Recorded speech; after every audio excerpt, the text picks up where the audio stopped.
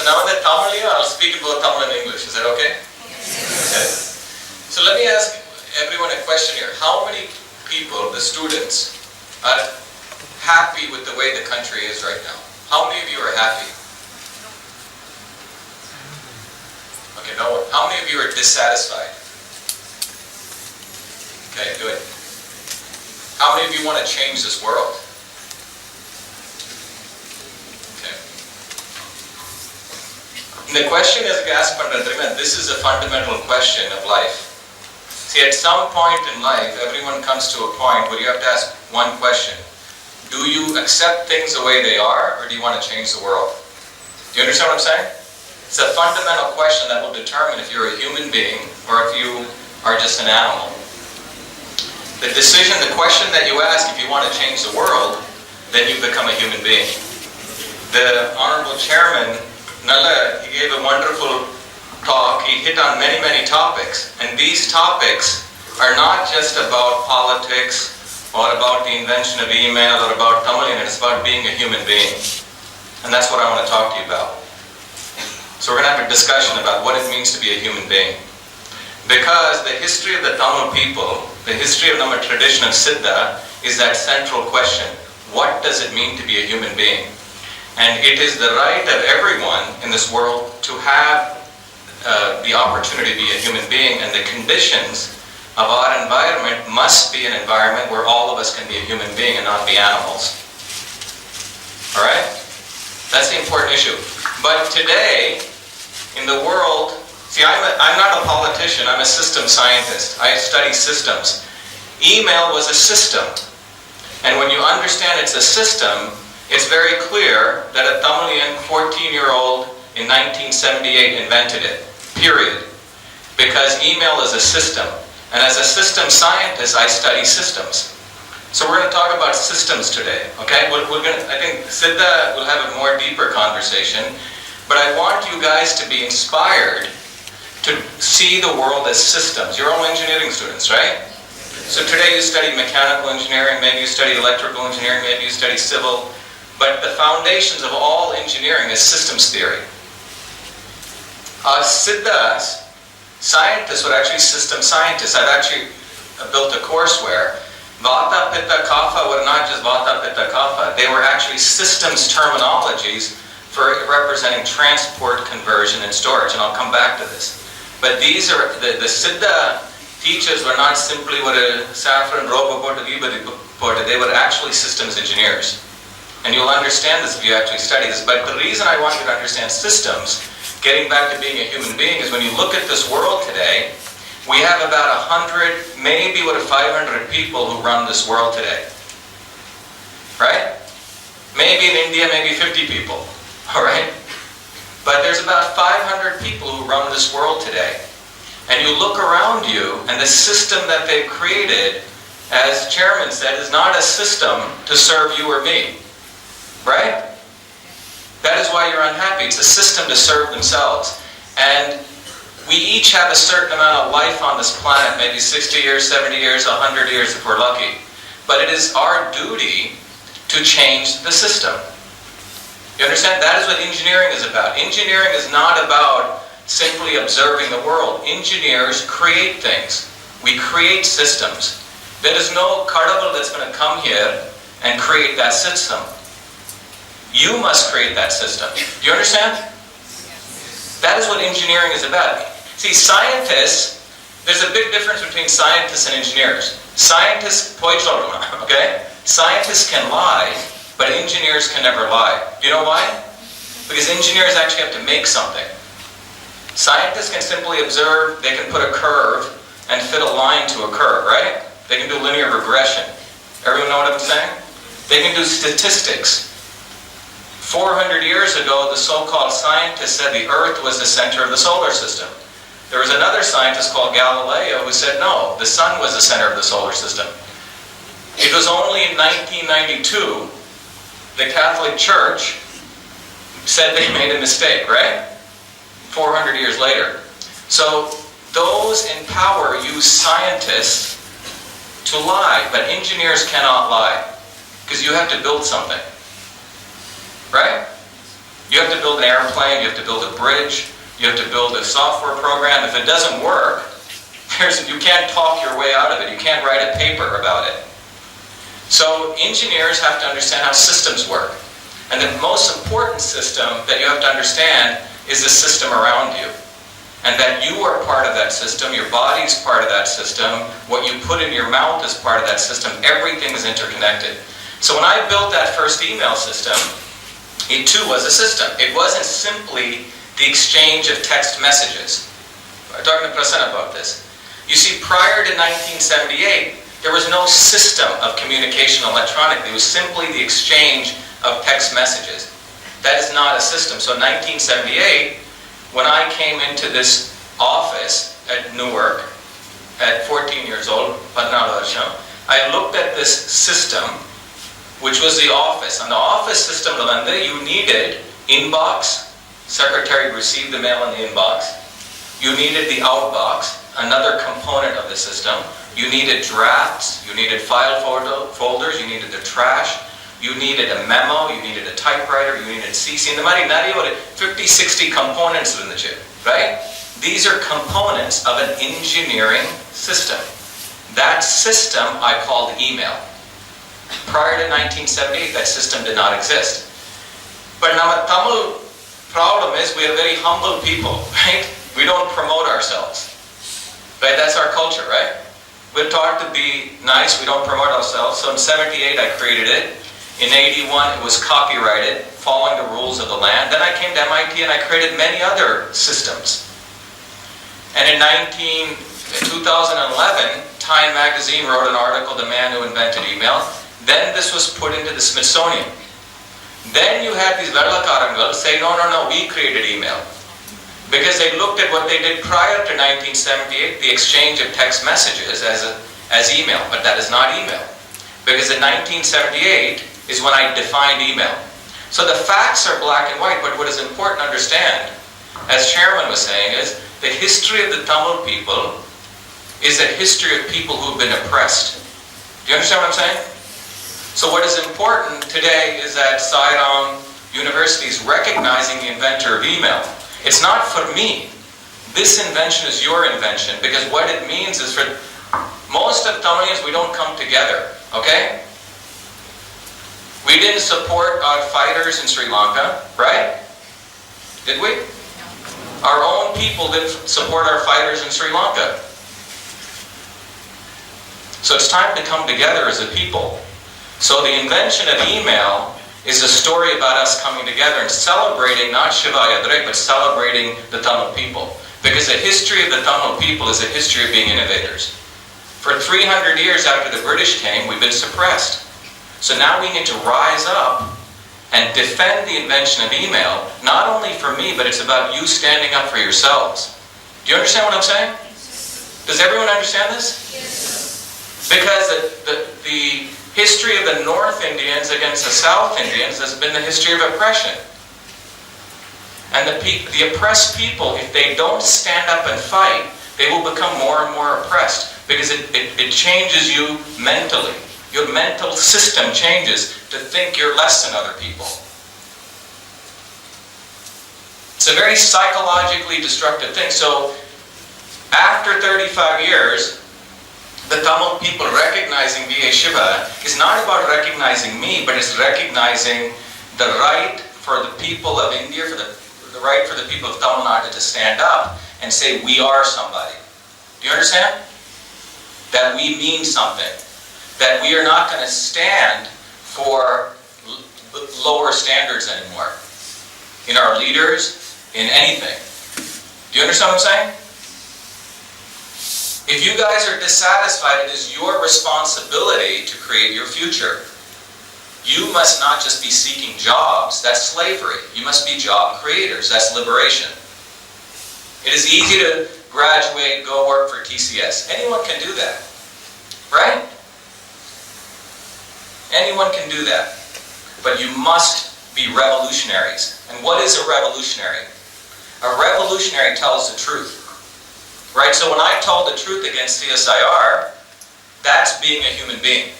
Human beings are supposed to tell the truth. That is the purpose of life. Otherwise, life's not worth living, is it? Do you want to be a slave, or do you want to be a liberated human being? What do you want? Exactly. So you must be bold, and you must tell the truth, and you must be ready to fight. That is when you become a human being. You follow what I'm saying? You must be real engineers. Engineers do not accept the world the way it is. They create new systems, right? Email didn't exist. It wasn't like God came and created email. An engineer created it, right? Now, God may have inspired me, but I still had to do the work. Do you follow what I'm saying? So your job is, as engineers, is to be creators, and to tell the truth, and to be ready to fight. You see what I'm saying? I mean, who is Rahul Gandhi? Who is Sonia Gandhi? Who are these people? They're foreigners that have invaded our country, right? And we accept that. We accept politicians who are corrupt. We accept this. It's unacceptable behavior. That's not engineering. If you were to create an airplane or a piece of software and had a bug in it, what do? You remove the bug, right? Yes? Engineers don't accept things that don't work, right? Am I right? Yes. You learn those principles in physics. But in our social systems, we accept these things. Why? Think about it. There's no reason for it. So what I want to inspire you today, and we'll open it up to questions, is I want you to think about what it means to be an engineer. You understand? The world deserves better. We have the ability in 2013 to create heaven on earth. Put it out. See, now my great siddhas, you go back to the history of Sankaracharya, they asked a fundamental question in 8th century. They said, if there's equality in heaven, Tamil eppadi heaven nu solunga? If there's equality in heaven, why isn't there equality on earth? Right? If there's equality in heaven, why isn't there equality on earth? That's the fundamental question. So my view is innovation can occur anytime, any place, by anybody. In 1978, a 14-year-old, dark-skinned immigrant kid did not invent email at MIT or IIT or Harvard. He invented it in Newark, New Jersey. So all of you can invent anything. You don't need the government. You don't need a lot of money, but you must go within yourself. That is a tradition of all of our great saints. There is a temple for Sai Baba there, right? There is no government there. It's sitting and meditating and finding that strength within you. Do you follow what I'm saying? Ultimately, we're all alone. It's between us and God. And so you must find that strength to create a better world. It's not going to happen by itself. Put it out. It's not someone's going to come and create it for you. But the important thing is the history of the Tamil people has been the history of innovation. Now, my history of Siddha medicine, as Chairman said, my entire history has been the history of innovation. That's suppressed for 300 years. You follow? So the invention of email is your invention. It is one of your own blood who created email. It's in your blood. So I want to inspire you to take your life seriously. Do not accept unacceptable behavior from anyone. At all. Life is too short. Fight for what is right, and you have the ability to create anything in this world. It is your responsibility as engineers. Okay? Thank you. Let's take some questions. Tomlinson only used the @ symbol to designate two computers, but that is not a system. If you take a car, you have the wheel. Is the wheel the car? The wheel is one small component. You follow what I'm saying? Now, you need to understand something. In India, we know there's corruption, right? Everyone knows we're honest, there's corruption. In America, we don't think there's corruption. Now, Ray Tomlinson belonged to a company called BBN. Okay? That company sold to a big military contractor called Raytheon in 2009. $35 billion military contractor. Raytheon, if you know, missile industry is going down. What industry is going up? Cybersecurity, cyber warfare, right? For the government to watch your emails. So BBN hired PR agency. They hired PR agency before they sold, and they said the @ symbol is email because they wanted to sell their company for a higher price to Raytheon. So they branded him as the inventor of email. You follow? Because he looks like Alexander Graham Bell. Now mentally think beard inventor into. Right? Ray Tomlinson didn't invent email. He invented the exchange of text messages. 15 lines of code. 15 lines of code. He did it in about 15 minutes. That's the exchange of text messages. According to that definition, Samuel Morse should be the inventor of email. Now here's the other important thing. The term email did not exist until 1978. You can look at any document. Okay? In 1978, I created a system. 50,000 lines of code. It wasn't some little toy. It was an enterprise class system. 3 universities were connected, 500 users. It may seem unbelievable that a 14-year-old kid did that, but it is the facts. A 14-year-old kid did do that, period.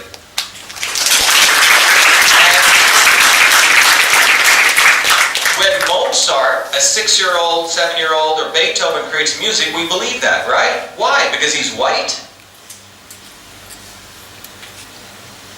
Right?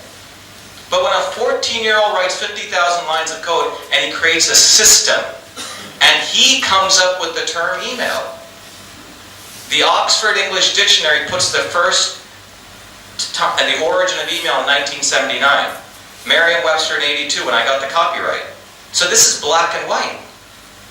So when the news came out of the Smithsonian, these white people created a controversy. There is no controversy here. The exchange of text messages would make SMS email. It would make Twitter email, right? It would make Facebook email. No, email is a system. Inbox, outbox, folders, address book, the user interface. That is email. It is a system. And I called it email. Do you understand now? So you guys should, when people say nonsense on the internet, you guys now should correct it. Because they hire PR agencies to protect the brand of a $35 billion company. You see, on a brand campaign, the truth hurts their branding, which means they lose profit. Do you follow? Did I answer your question? Are you sure? The exchange of text messages is not email. That would make Telegram email, right? Email is a system. That's why it's a system. Like a car is the wheel, the steering wheel, the nice user interface, the dashboard, the seats. That whole thing is called CAR, right? You can't call a bullock cart a car. So in 2012, by the term email, you can't apply it to something that the term didn't even exist. In any other industry, they would call this plagiarism, stealing, right? But America is more corrupt than India in this sense. They can take money, they can pay academicians to rewrite history. Now, India on the straight right? US on the perisa, they give it to academics, perisa research panamanga. Then they fund the media. So US is absolutely corrupt. The news of the invention of email, the reason this is important is because when I created inventions at MIT, perisa front page lo vandichu. But when I said email was not created at MIT, it was created in Newark, that is a bomb, because they don't want to teach people that anyone can innovate. You understand what I'm saying? So, there was a president called Harry S. Truman. Have you ever heard of him? President Truman? He had a famous slogan. He goes, when you cannot convince, you confuse. When you cannot convince, you try to confuse. There is no confusion here. Ray Tomlinson did not invent email. He created the @ symbol. I used a period. That is not email. Is that clear? But you people now must explain this. Instead of me saying it, நீங்க வந்து இன்டர்நெட்ல போய் clear-ஆ explain பண்ணுங்க. Go read all the facts on inventorofemail.com. Good question though. Another question. Very good question. Good noon, sir. I am Abhishek from Electronics and Communication Department, final year. I have just one doubt. You said you faced some racist problems in the United States when you just invented email. Is still those problems continue in the United States and Europe? Or now the United States people's mind has just changed and they are open-minded and giving us a warm welcome in Europe and America? Yes, that's a very good question. Look, when when we went to the United States, they said in India you can get discriminated 20 ways, right? Caste, race, in the village, man, woman, skin color. In the United States you can get discriminated 3 ways, okay? But there is still discrimination there. But you have to understand the level of discrimination occurs at much higher levels. And it's how important it is. So for example, that is not the level of discrimination at some day-to-day level. But if you are a dark-skinned person and you said, hey, I invented email, okay? And that is going to change a narrative. Let me explain what I mean by this. The history of the world is created by stories, okay? That's why they call it his story, right? It is created by stories. Now, there are truthful stories, and then there are false stories. So those in power, using the priesthood of academics, write stories. Scientists are actually storytellers. Engineers are not storytellers. Scientists are actually storytellers, okay? So the history of the world is about writing stories. You follow what I'm saying? They write stories. So if you come up with a truth that completely exposes a story that's been told for 100 years, then you will be discriminated. If you are dark skin color and you support their story, you won't be discriminated. That's how America operates. Obama is dark, but he supports imperialism. He supports the existing story, so they let him be president. You follow what I'm saying? Do you understand what I'm saying? It's not because he's a black guy, he stands up for black people. He didn't let Snowden into the country, right? Right? Snowden exposed the US government, he didn't let him in. He's an imperialist just as much as him. So whether you're black or white, if you go against their stories, then you will be discriminated. So to answer your question, as long as I said, oh, EchoMail was invented at MIT, I invented, Cytosol was invented at MIT. I'm a good Indian, okay? Put it up. But when I said email was invented in Newark, that's not good. Does that answer your question? Does it answer your question? Whether there is any change in their minds, how they are, whether they are happy, just supporting Indians. Well, no. It's not a change in people's mind. You see, all these discrimination things you constantly have to fight. The only reason America has some civil rights is because in the 1960s, people led a revolution there. They fought. You follow? In India, we've had some change. We haven't had any major revolutions in India. As Chairman was referring to in 1947 in India, we simply had a transfer of power. Do you understand what I'm saying?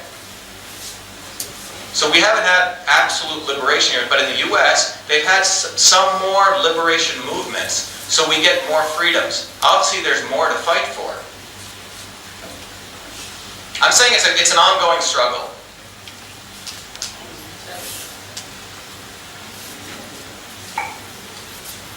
Next. Good afternoon, sir. I'm Sujan from CSE department. I just went through your slides yesterday and I came to know that you have done a work on cytosol, that is using systems to detect drugs instead of animals and humans. So I just found that you gave the idea of using multi-drug combination for that system. And how was that effective in the... Yeah, it's a good question. So let me give some background. So, email was invented in 1978, but I've invented many other things. In 2003, when I think some of you may know that I've always had an interest in Siddha. My party, who was in Rajapalam, was a Siddha. She could look at your face and understand, there's an ancient Siddha science called Samudra Lakshanam. So she could pattern analyze your face and predict what was going on. And then she would give different combinations of treatment. Combinations, right? Not just one vitamin, but combinations. So when I came back to MIT, I was very interested in applying that same philosophy in the Western world. So in 2003, Some people know what the Human Genome Project was, right? 2002 is when the Human Genome Project ended, which means we sequenced the DNA. We found out, we originally thought we had about 100,000, 200,000 genes. We thought the difference between a human being and a worm, Pulu. The difference between a worm and a pulu was a number of genes. We thought we had 200,000 genes and a worm had like 19,000 genes. When the Human Genome Project ended, it turned out we only have, you know how many genes? Anyone? We only have 20,000 genes. We have the same number of genes as a pulu, okay? So in 2003, the National Science Foundation started a new initiative. They said it's not what's in the nucleus, but the chemical reactions that take place in the cell determine the difference between us and a pulu, okay? So they put a major challenge forward was, could you on the computer, information technology use many, could you model the chemical reactions in a cell? All right? Because if you could model all the chemical reactions in a human cell, then you could describe different diseases. Once you can model the diseases, then you can test drugs, combinations on the computer. Today, to create one single drug, it takes 13 years. 13 years. First, they test in a test tube. Then they go maybe kill some mice. Then you go kill some pigs. And then you go test in humans. It takes 13 years. $5 billion to create one drug. That's why the cost of healthcare is so high. And the drug that comes out has all sorts of side effects because it's a synthetic molecule. Okay, but that is the modern drug development. Again, big companies, pharmaceuticals, fund researchers. They say this system works. When Siddha Vaidyam comes, they scare people. They say this has heavy metals, right?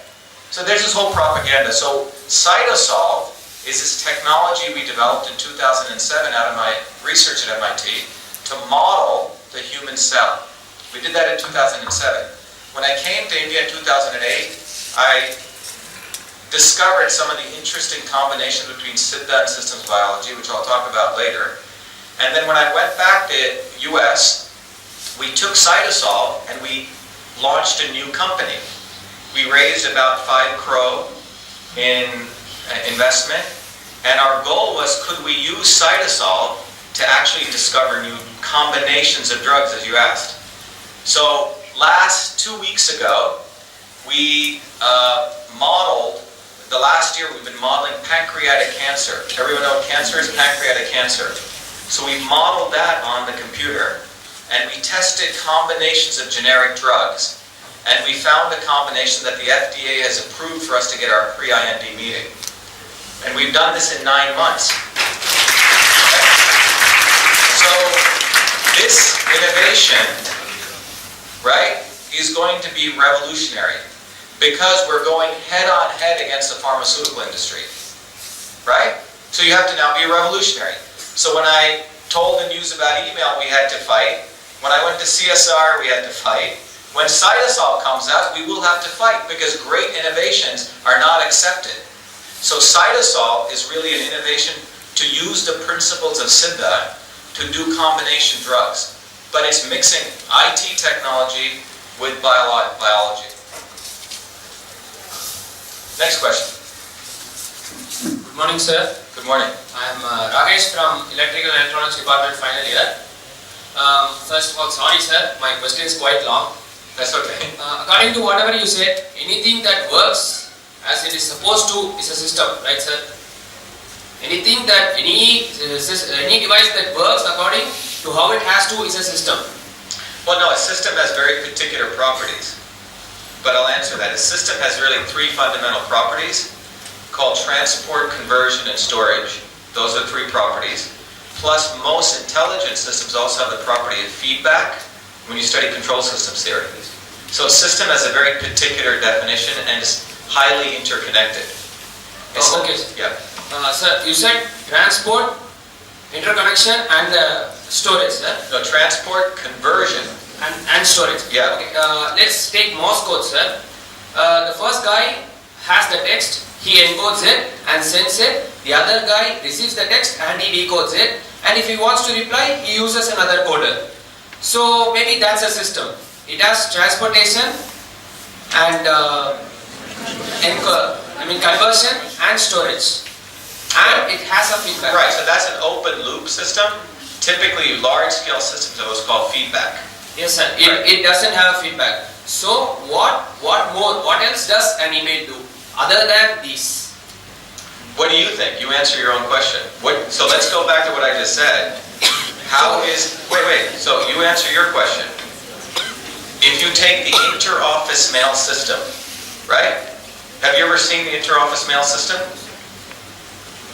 You've never seen the inter-office mail system, huh? Okay, if you went into suppose you went into an office, okay? Remember, innovations come out of the environment that they're created in, okay? Even today, if you go into any big office, there's still the inter-office paper mail system, but emails replace that. But anyone over the age of 40, how many people are over the age of 40 here? Out of the age of 40, more, greater than 40. You guys are right. So if you're over the age of 40, if you went into any office, you would see a system there. Okay? Do you know what the elements of that system were? Do you know what they were? I'm asking a question. So you're asking? I'm asking if I you. know or not, sir. Right. So if you went into an office, right, you would see a system there. And it was central to the running of that office. If any of those components of the system didn't exist, the entire office communication system would collapse. Let me explain. If you drive a car, right, if the left wheel is missing, will the car drive? Right? Okay. If the right wheel is missing, will the car drive? Okay. If you don't have a steering wheel, can you drive the car? You need all of those components interconnected for that system. Got it? If you went into an office environment, you had a very particular system. There was a box called the inbox. If you didn't have the inbox, communication would end in that office. You had an outbox where the secretary put it. There was a drafts folder. The doctor would come and he would dictate to the secretary, she would write it, and he would put it in the drafts. Then she would type it. She would take a piece. You needed the paper. You needed CC, you've seen it on the email, right? Before, that was literally a carbon paper sheet. So if you wanted to send a CC and you didn't have that carbon paper, you couldn't send a copy. You follow? In the Mari, there were 50 different components. You needed all those pieces to make that office system operate. Okay? That is the components of the system. If you went into your email today and you didn't have the address book, you can't use email, right? Right? If you remove the address book, you remove the inbox, you remove the outbox, what would you have? You'd end up having SMS, right? So what I'm saying is, the system I'm talking about was a very particular system, and that was email. Simply transferring text messages, you could call that a quote-unquote system. But then, that credit is due to text messaging. You follow what I'm saying? Does that answer your question? Yeah, it's a very important question, but since you now have the answer, you should be now able to explain this to others. You follow? Because, like I said, the people who don't want to accept email as a system and was created will throw confusion like this. It's like saying, motorcycle is a car. Yeah, it has two wheels and an engine, but it's not a car, right? It's a different system. Good morning, sir. Yeah. I'm Sairam from Electronics and Instrumentation Department. You said at the age of 14, you invented the email and you were... at the age of 14, you invented the email and you were in USA at that time. Do you think you would have done the same if you were in India, in Bombay or whatever? Yeah, it's a great question. Very good question.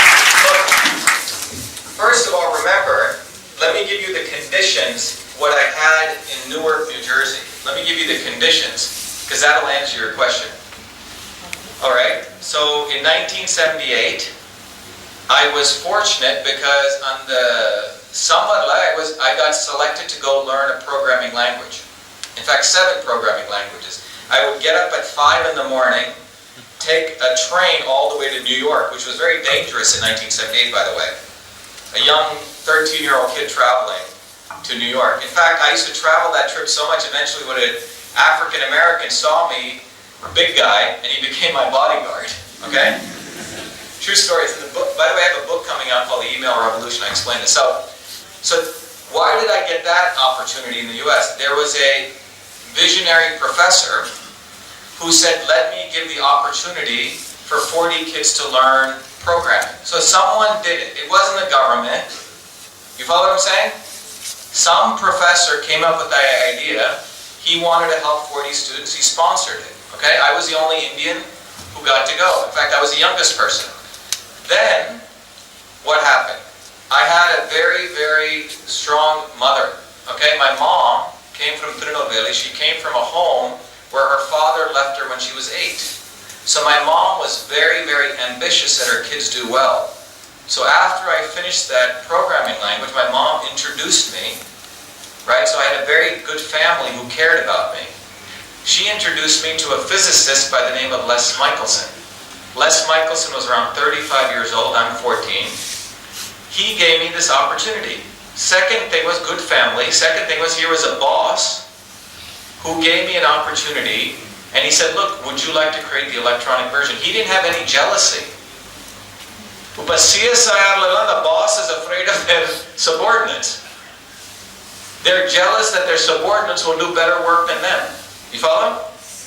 This is a fundamental problem. So second element was Les Michelson.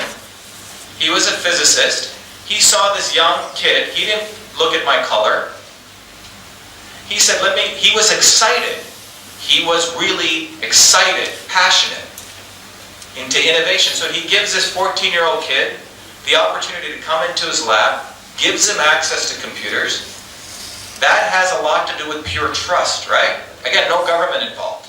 A human being making a decision to help another human being.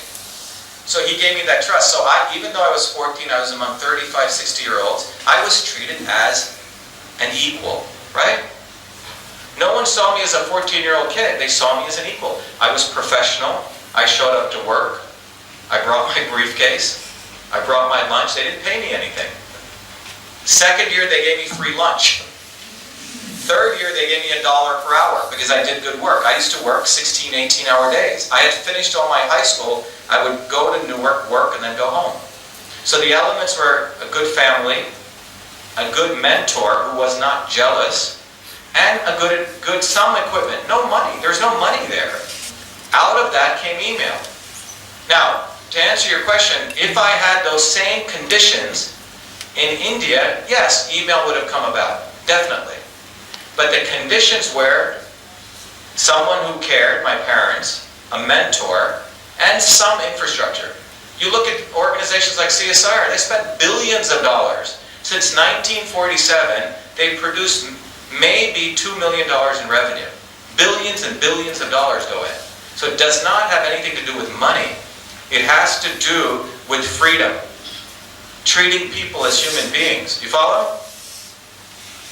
I was treated as a human being. Now, in Bombay, if I was treated as a human being, and I was given that infrastructure, and the conditions were the same, and someone introduced me to the office environment, yes, email would have come about here, definitely.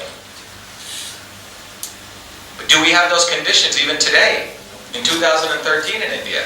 Do we? No. Okay, how are you going to get those conditions? How are you going to get them? How? Wait a minute, how are you going to get those conditions in India if you don't have them today? What's that? Fight for the change. You have to fight for it. You're engineers, you go create change. You can't wait. Don't wait for your politicians, don't wait for your faculty. You guys create it. You follow? I got up at 5 a.m. and I went to New York, okay? I got up and I showed up at work. Next question. Is that it?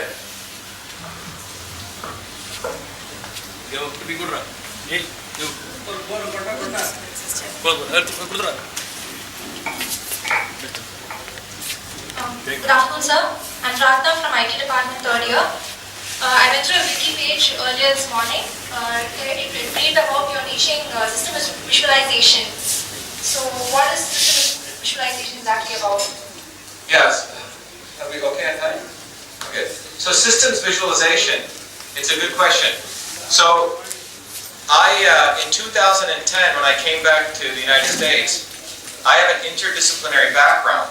And remember, I told you that I believe, do you have a systems dynamics course here? Okay, if you don't, you should have a systems dynamics. So let me explain to you. So in the world of engineering today, we have different departments, right? Electrical engineering, you learn circuits theory, right? In mechanical, maybe you learn theory of elasticity, and you learn, mass spring constants, Hamiltonians, etc., right? Civil engineering, you learn different equations, right?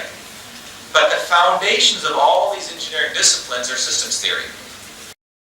So, systems visualization is a course that I created where I took 4 different disciplines and I combined them. First discipline was engineering systems theory. So students learn how to look at any system. Financial system, right? Economic systems, engineering systems, coffee production systems, irrigation systems, any system. Okay? Marriage is a system, okay? Any system. So they learn how to look at these systems, and then they learn visualization, data visualization, another discipline. Then I teach them narrative storytelling, and then I teach them what's called metaphors. They combine these 4 disciplines to look at complex systems, understand the interconnections, and then visualize them.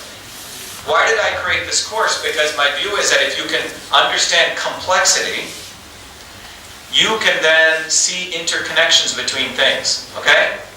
Today on the internet, there's so much information, no one has any more time to view anything anymore. So I'll give you an example. One of my students, mathematician, by the way, this course became the most popular course at MIT. We started with 6 students, it's become now nearly 50 students for an elective course. So this student wanted to understand coffee production. Most coffee is produced outside of the United States, right? It's done in developing nations. So he did a whole system looking at coffee production. Okay, which countries make it, what it costs to distribute, how much water is spent in making coffee, and he discovered something interesting. He produced a beautiful visualization. Anyone heard of Starbucks? Starbucks coffee? Okay. So he used the metaphor of a coffee cup. It turns out to create 1 cup of coffee, in the United States, 1,000 cups of water is being used in the developing nation. So Africa is spending 1,000 cups of water to create 1 cup of coffee for the United States market. Starbucks profit, he showed a very nice graph, has gone up by 2,500%. Okay? Meanwhile, the coffee producers in these developing nations, their fee for coffee has gone down by 23%. So there's a lot of things people call fair trade, saying, oh, we're trading well with these developing nations. He basically showed that basically the developing nations are being used for their resources to produce water so the Western world can make a lot of money just on a cup of coffee. But that's what the students do in this class. They look at complex systems and then they figure out how to present it so anyone can understand. So as an engineer, if you can understand this, you can learn how to communicate complexity. Next question. Very good afternoon, sir. I'm very excited and enthralled with the very fact that I'm standing and talking to the founder of email. So I got a question, like you said, we should be human beings first of all. Like we should support Snowden, I very strongly believe. But then to start talking about it, people say you're just paying lip service and we can do nothing about it. It's India which decides and it's the politicians who are corrupted. So when I want to do something for it, where do I start with? Should I follow some systematic approach or can I do something to it? Yeah, it's a good question. First of all, the question you're asking... Priya. Okay, so first of all, most people don't even get to the point to ask the question you just asked. Okay? Most of science and engineering is dictated by the questions people ask. So the question you asked is, how do I actually change the world, right? That means you've made the decision to want to change the world. Now as an engineer, you're asking, how do I change the world? No different than people looking at a bird flying and saying, well, how do I fly, right? I was talking to someone on the ride over here, they said, oh, you can never change India. Things will be like this the way they are. That's nonsense, okay? People said that about flight. People said that there would be darkness. Well, someone created a light bulb. People say that we're going to age forever. But we may live for 5,000 years if you do the right anti-aging and the technology is coming out. So when people say, what can I do? First the thing is, you've reached the conclusion you can do something, and now you're asking, what do I do, right? So the first thing that, if you look at all the systems of change that have occurred throughout the world, how did major systems change? They changed through mass movements. And there is a technology, a methodology for creating mass movements. Not terrorism. That's not what I'm talking about, not blowing up somebody. I'm talking about creating a mass movement, right? 20 years ago, you didn't have really the proliferation of the World Wide Web. Now you have social media, Facebook. See, 20 years ago, if I had come out with the email story, it would not have reached everyone because only big media owned media. But now you can go to my website and you can read, even though they can publish this, you can go read another set of facts. So the question is, how do you organize change, right? How do you change it?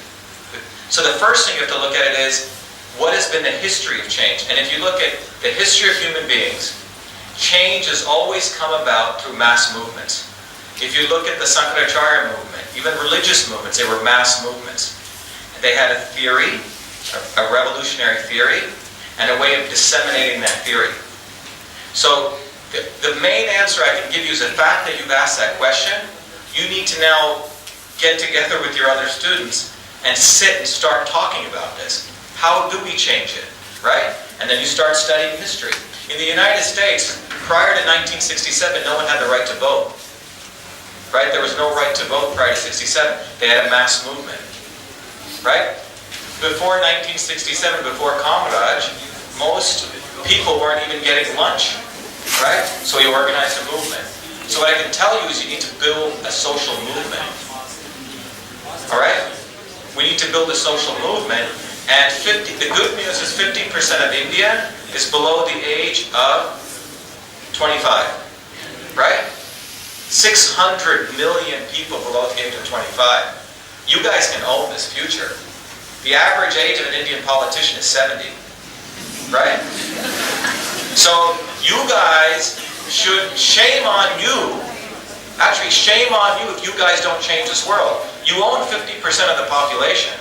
You have access to Facebook and the internet. You just need to go do some research, like engineering research. How did Lenin change Russia? How did Che Guevara change Cuba? Go study, and you will find the answers. But you guys have a huge advantage in India. 50% of India is below the age of 25.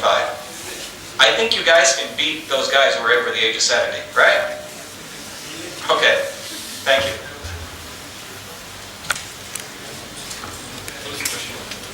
One more question or are we done? Okay. One more? No?